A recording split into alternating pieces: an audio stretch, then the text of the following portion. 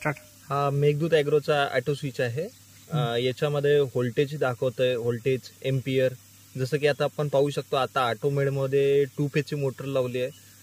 याच पद्धतीचा 3 फेजमध्ये पण सुद्धा चतुर म्हणून ऑटो स्विच येतोय. तर याची वर्किंग पाहूया.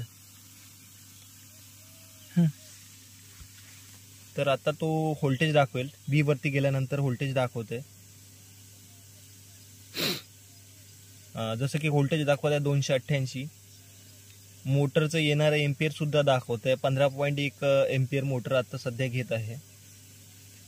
त्यासोबतच फ्रिक्वेन्सी सुद्धा दाखवते 49.9 आणि कूलिंग टायमर सुद्धा टाकलाय, ज्याच्यामध्ये मोटर हीट होते, ऑटोमॅटिकली ट्रिप होते. तर तो सुद्धा टायमिंग याच्यामध्ये लावतोय. तर कूलिंग ऑन ऑफ असं टायमिंग आपण त्याच्यामध्ये म्हणतोय.